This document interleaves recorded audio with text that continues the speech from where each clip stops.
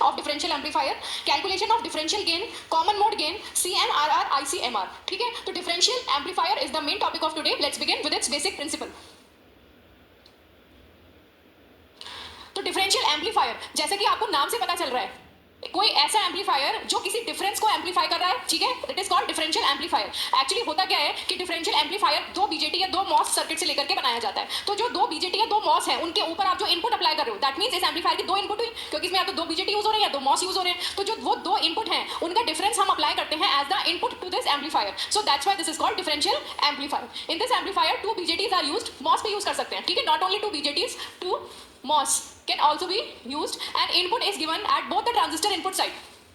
So input is given as a difference of two input. Actually जब हम दो BJT use करते हैं इस तरीके से, जब हम ये दो BJT यूज करते हैं इसके सर्किट में, तो जो एक्चुअली इनपुट होता है, यहाँ से भी इनपुट देते हैं, ठीक है, एक इनपुट यहाँ से दी और एक इनपुट यहाँ से दी, तो ओवरऑल हम ऐसा कहते हैं कि जो इस पूरे सर्किट पे जो इनपुट लग रही है that is effectively the difference between these two inputs. That's why it is called differential amplifier. Similarly output is taken as difference of two output terminals. अब जो इसके दो आउटपुट टर्मिनल्स होंगे VC1 VC2, तो उनका जो डिफरेंस होगा that is taken as output. यहाँ पे हमें मिलेगा कहीं VC1 और यहाँ कहीं हमें मिलेगा VC2, तो यहाँ पे हम लेंगे V output which will be the difference of VC1 and VC2. तो आउटपुट भी क्या है, output is also difference between the output at both the terminals. दोनों बीजेटीज के जो टर्मिनल्स हैं उनके पर जो आउटपुट है उनका difference. That's why it is called differential amplifier. In this amplifier the difference of two inputs is amplified, so called differential amplifier. One transistor is used as common emitter and the other works as bypass capacitor. ठीक है, तो जो दो बीजेटीज हम use कर रहे हैं उनमें से एक यूज होता है एज कॉमन एमिटर और दूसरा यूज होता है एज सिंपल बाईपास सर्किट. ठीक है, it is used to remove the effect of fluctuations और noise at the input which are amplified in the output in normal amplifier version. अब इसका इस्तेमाल क्यों किया गया, या फिर हम डिफरेंशियल एम्पलीफायर हमने क्यों सर्किट बनाया, तो एक्चुअली ऐसा होता है कि हमारे बहुत सारे अनवांटेड सिग्नल्स होते हैं जिन्हें हम नॉइज कहते हैं. ठीक है, तो क्या है, हमने देखा कि ये डिफरेंस ऑफ इनपुट लेता है, ठीक है, उसको एम्पलीफाई करता है और आउटपुट पे जो प्रोड्यूस करता है वो भी दो इनपुट का डिफरेंस प्रोड्यूस करता है. तो जो कॉमन सिग्नल होता है दोनों तरफ में which is noise, it gets cancelled out at the output. अब हम जब इसका डेरिवेशन करेंगे तो आपको और समझ में आएगा. डिफरेंशियल एम्पलीफायर का बेसिक स्ट्रक्चर देखेंगे. तो मैंने कहा कि ये क्या यूज कर रहा है, ये दो बीजेटीज यूज कर रहा है.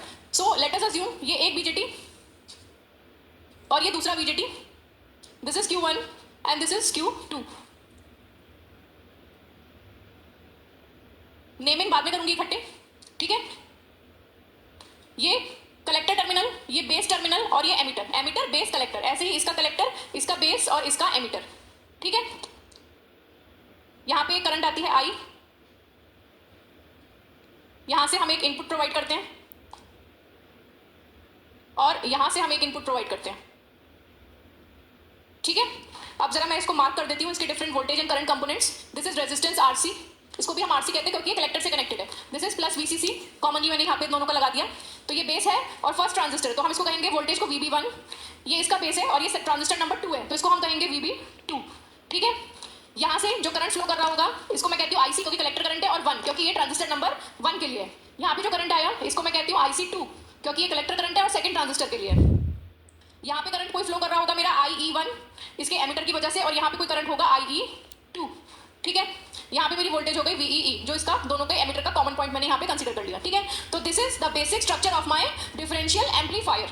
तो आप देख सकते हो कि इसमें मेरे दो बीजेटीज यूज हुए हैं और मैंने दोनों बीजेटीज को एक एक इनपुट प्रोवाइड कराई है, VB1 एंड VB2. और आप देखो मजे की बात, हम इनका जो आउटपुट लेंगे वो कहाँ लेंगे, Q1 जो मेरा ट्रांजिस्टर है, जो मेरा बीजेटी है, इसका आउटपुट मैं लूंगी यहाँ पे.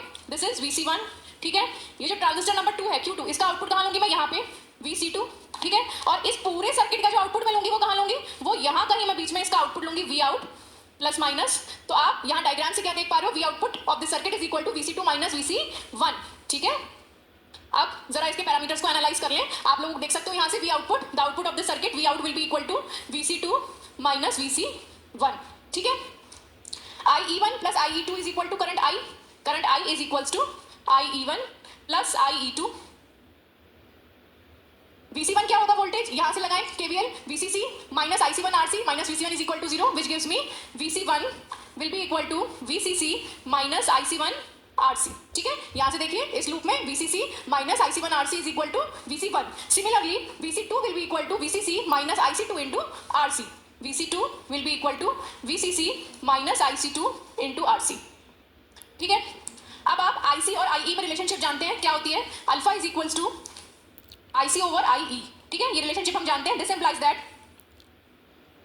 implies that IE will be equals to, sorry, IC will be equals to, IC will be equal to alpha times IE. ठीक है, तो आप IC1 को किससे रिप्लेस कर सकते हो? IC1 will be equal to alpha times IE1 and IC2 को आप रिप्लेस कर सकते हो, IC2 will be equals to alpha times IE2. ठीक है, तो आपकी इक्वेशन नंबर, इसको 1 माने इसको 2 माने, अगर तो इक्वेशन 1 और 2 में आप IC1 और IC2 की वैल्यू रख दीजिए in terms of IE1 and IE2. तो हमें क्या मिल जाएगा? We have VCC minus IC1 RC. VC1 is equals to this and we have VC2 is equal to VCC minus IC2 RC. ठीक है, this was our equation number 1 and this is our equation number 2. और अभी हमने क्या निकाला? IC1 is equal to alpha times IE1 and IC2 is equal to alpha times IE2. इनको रख दीजिए जरा ऊपर वाली इक्वेशंस में, तो क्या बन जाएगा? VC1 is equal to VCC minus alpha IE1 RC and VC2 will be equal to VCC minus alpha IE2 into RC. ठीक है, now we have V output is equal to VC2 minus VC1. तो इन दोनों को subtract कर दीजिए to obtain V output is equal to VC2 minus VC1. VCC से VCC cancel हो जाएगा, आपके पास क्या बचेगा यहाँ? Minus alpha IE2 RC plus alpha IE1 into RC. ठीक है, now it can be written as V output is equal to alpha common ले लीजिए, यहाँ बचेगा आपके पास ब्रैकेट में IE1 minus IE2 into RC. This is the basic structure of my differential amplifier, जिसमें हम V आउटपुट कैसे निकालते हैं? The difference between VC2 and VC1. और VC1 VC2 आप निकाल सकते हो जनरल KVL रूल के थ्रू. ठीक है, IC और IE में भी हम रिलेशनशिप डिराइव कर सकते हैं.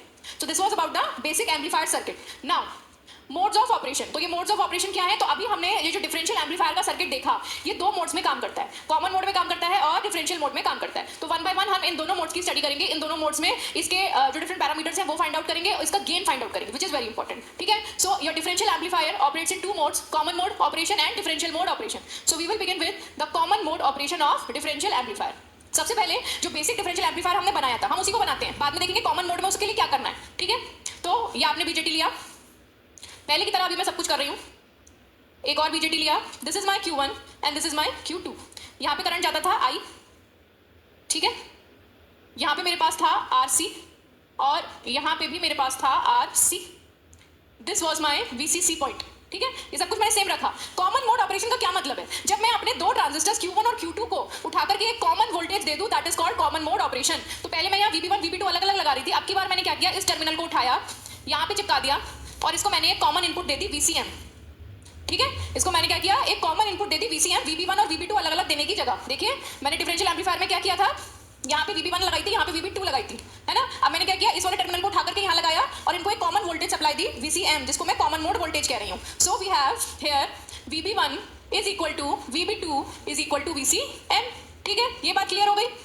Now if Q1 and Q2 are matched, अगर हम Q1 और Q2 की मैचिंग करा दें या इनको आइडेंटिकल ट्रांजिस्टर्स कंसीडर कर लें, तो उस केस में क्या होगा? Your IE1 emitter current 1 will be equal to emitter current 2. ठीक है, and will be equal to I/2. कैसे? यहाँ देखिए जरा. ठीक है, यहाँ पे कौन सा करंट फ्लो करता है? IE2. So we know that I is equal to, this capital I is equal to IE1 plus IE2. But both of them are equal. IE1 IE2 equal होंगे. तो इक्वल कैसे होंगे? दैट मीन्स ये जो current यहाँ पे आ रहा है ये इक्वली इन दोनों में डिवाइड हो जाएगा. ठीक है, that's why IE1 is equal to IE2 will be equal to I/2. वो दोनों करंट जो है वो आधे आधे दोनों तरफ बैलेंस आउट हो जाते हैं आपके, and you get I1 IE1 is equal to IE2 which is equal to I/2. Now जब ये मैचिंग हो गई है इनकी, तो जब IE इक्वल हो गए तो IC भी इक्वल होगा. कैसे? हमें पता है alpha is equal to IC upon IE, ये रिलेशनशिप होती है. और we can say IC is equal to alpha IE. तो अल्फा तो कांस्टेंट है ना भाई, alpha is a constant value. तो अगर IE दोनों के बराबर है, this implies that IC will also be equal. ठीक है, this implies that IC1 will also be equal to IC2. ठीक है, और ये क्या होगा? हम जानते हैं IC इज इक्वल टू क्या होता है? Alpha IE. अल्फा IE होता है ना, तो IE1 IE2 क्या है? I/2 है. तो यहाँ पे IC1 will be equal to IC2 will be equal to alpha I/2. ठीक है, IC और IE में रिलेशनशिप क्या है? IC is equal to alpha times IE. अब IC1 IC2 बराबर है, तो किसके बराबर होंगे? IE, अल्फा टाइम्स IE के बराबर. और IE यहाँ पे क्या है? I/2. सो IC1 IC2 दोनों क्या हो जाएंगे मेरे? Alpha times I/2. तो यहाँ पे क्या करंट फ्लो करेगा? यहाँ पे मेरा करंट फ्लो करेगा अल्फा I/2 एंड सिमिलरली यहाँ पे भी मेरा करंट फ्लो करेगा अल्फा I/2. ठीक है, तो ये हो गया मेरा कॉमन मोड ऑपरेशन. अब जरा हम इसकी आउटपुट फाइंड आउट करने की कोशिश करेंगे. How will you find out the output? So V output यहाँ से हमने लिया VC1, सेम यहाँ से हम लेंगे VC2 और इस पॉइंट पे हम निकालेंगे इसका V आउट प्लस माइनस. ठीक है, तो देखो VC we output will be equal to VC2 minus VC1, agreed. तो हमें इसके लिए VC1 चाहिए और VC2 चाहिए। तो VC1 देखें क्या होगा, VC1 will be equal to VCC minus IC1 into RC, और VC1 is equal to VCC minus IC1 कितना निकाला अभी आपने, अल्फा आई बाई 2। तो यहाँ पे आप रख दीजिए इसको alpha I by 2 into RC, ठीक है। We have VC1 value. Now VC2, VC2 कितना होगा, VC2 will be equal to VCC minus IC2 into RC। VC2 कितना होगा, it will be VCC minus IC2 into RC, और IC2 भी कितना है, alpha I by 2। That means VC2 will also be equal to VCC minus alpha I by 2 into RC।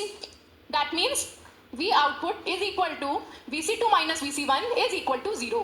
ठीक है, आपने क्या देखा कि अगर हम कॉमन मोड ऑपरेशन की बात करें तो दोनों ही बीजेटीज पे हम एक सिंगल वोल्टेज लगा रहे हैं VCM, और उसकी वजह से अगर हमारे दोनों ट्रांजिस्टर्स दोनों बीजेटीज मैचिंग हैं तो उस केस में आपका एमिटर करंट बराबर होता है। एमिटर करंट बराबर है तो कलेक्टर करंट भी बराबर है, और कलेक्टर करंट बराबर है तो उन दोनों की output voltage that is VC same आती है। VC1 is equal to VC2, that's why V output which is the differential output is equal to 0। So this implies differential pair, differential amplifier या जो आपका डिफरेंशियल पेयर होता है, it differential pair rejects और removes, मतलब reduces to 0, rejects और removes any kind of common mode signal। ठीक है, तो हम इसीलिए इसका यूज करते हैं कि जिससे जो हमारी नॉइज सिग्नल होती है कॉमन, वो एक दूसरे के साथ जब उनका अपोजिट पोलैरिटी के साथ जब वो इस तरीके से अपीयर हो, तो वो जब डिफरेंशियल आउटपुट जब हम लें तो नॉइज सिग्नल जो है वो मेरा कैंसिल आउट होकर 0 हो जाए। ठीक है, so that is the major, you can say the advantage of using differential amplifier, कि नॉइज को रिमूव करने के लिए हम इसका इस्तेमाल करते हैं। नेक्स्ट देखेंगे कॉमन मोड गेन। ठीक है, तो ये जो कॉमन मोड ऑपरेशन है इसमें गेन निकालना है। अब हमें गेन क्या होता है, गेन आप हमेशा जानते हो क्या होगा, gain is equal to what, gain is equal to output upon input. ठीक है ना, किसी भी चीज की output divided by the input of that circuit is equal to gain. तो कॉमन मोड गेन जो होता है उसको कंसीडर करने के लिए we consider that a common mode input signal is applied at the input for the operation of BJTs differential pair. हमने माना कि VICM एक कॉमन मोड सिग्नल है जिसको हमने इनपुट पे अप्लाई किया। ठीक है, तो इनपुट क्या हो गई, VICM। अब हमें निकालना है आउटपुट दोनों सर्किट्स का। Due to symmetry, the two transistors break into identical halves. These identical halves are known as BJT common mode half circuit. ठीक है, ये जो सिमेट्री होती है उसकी वजह से हमारा पूरा सर्किट दो भागों में बढ़ जाता है, which are identical and known as BJT common mode half circuits। इनको बना के देखेंगे। पहले हम अपना कॉमन डिफरेंशियल एम्पलीफायर बनाएंगे कॉमन मोड में। तो कैसे बनेगा, ये एक, ये आपका BJT इस तरह से नहीं बनेगा, ये आपका BJT इस तरह से बनेगा। ठीक है, यहाँ पे भी जो रेजिस्टेंस अपीयर होगा वो ट्वाइस ऑफ REE अपीयर होगा। ठीक है, तो जब इन दोनों को आप पैरेलल में लगाएंगे तो आप इन दोनों को देखिए जरा पैरेलल में ऐड करके, जब दो रेजिस्टेंस पैरेलल में होते हैं तो हम क्या करते हैं, प्रोडक्ट अपॉन सम करते हैं, है ना। तो twice of RE into twice of RE divided by twice of RE plus twice of RE करके देख लीजिए, आपको क्या मिलेगा, सिंपल REE मिलेगा, जो कि यहाँ पे लगा हुआ है पैरेलल में। ठीक है, ये हो गया, ये हो गया, दिस इज ट्रांजिस्टर Q2। तो ये है वो दो हाफ जिनकी हम बात कर रहे थे। यहाँ पे भी इनपुट क्या होगी, यहाँ पे भी इसकी भी इनपुट है VICM, क्योंकि हमने कॉमन इनपुट दे रखी थी। ठीक है, यहाँ से करंट आ जाएगा मेरा IE1, यहाँ पे करंट आएगा IE2, दिस इज IC1, और यहाँ पे मेरा करंट होगा IC2। ठीक है, अब देखिए जरा, तो पहले मैं ये वाला पोर्शन ले लेती हूँ। ठीक है, इस वाले पोर्शन को मैं पीछे शिफ्ट कर रही हूँ for the ease of explanation. RC what, VC1 will be equal to VCC minus IC1 RC। VCC क्या है, 0 है क्योंकि हमने इसको ग्राउंड कर दिया, तो VC1 क्या हो गया, 0 minus IC1 RC। VC1 will be equal to minus IC1 into RC। IC1 को अगेन आप क्या लिख सकते हो, IC1 will be equal to alpha times IE1, ये फॉर्मूला हम पीछे देख चुके हैं। So we have VC1 is equal to minus alpha IE1 into RC।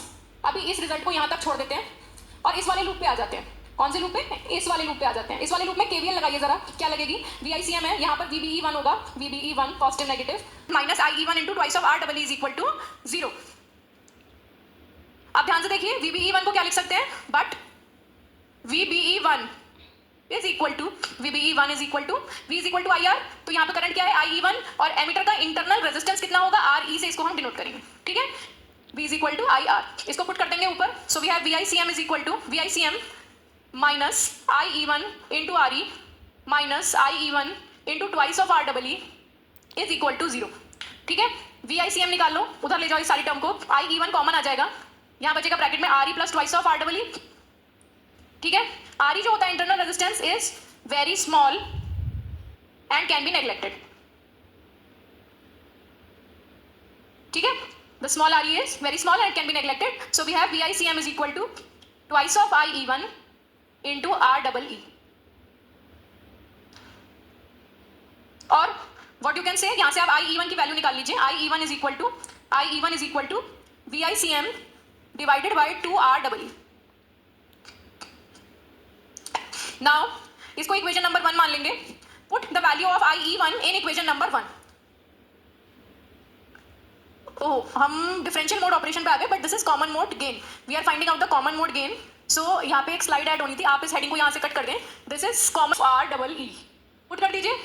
VC1 आ जाएगा minus alpha VICM upon twice of REE into RC. ठीक है, VICM को इसके नीचे ले आओ जरा, तो क्या बन जाएगा, VC1 divided by VICM is equal to minus alpha RC upon twice of REE. ठीक है, अब जरा आप ध्यान से देखो तो आपने आउटपुट अपॉन इनपुट निकाल लिया है, विच इज द गेन. ठीक है ना, तो ये VC1 क्या है, आउटपुट है साइड 1 का, ट्रांजिस्टर 1 का, और VICM क्या है, इनपुट है. देखो ध्यान से, VICM is the input and VC1 is the output है. VC1 and VC2. तो VC1 इस साइड का क्या है, आउटपुट है. तो इसके लिए गेन क्या होगा, output upon input, that is VC1 upon VICM. तो हमने क्या निकाल लिया, हमने निकाल लिया कॉमन मोड गेन की वैल्यू एक साइड के लिए. अभी आपने एक साइड के लिए, लेकिन क्योंकि हमने इस सर्किट को दो इक्वल भागों में बांटा था, क्योंकि हमने इस सर्किट को दो सिमेट्रिकल पोर्शंस में डिवाइड किया था, दैट्स व्हाई वी कैन से कि आपका जो VC2 अपॉन VICM आएगा वो भी सिमेट्रिकल ही आएगा. ठीक है, ड्यू टू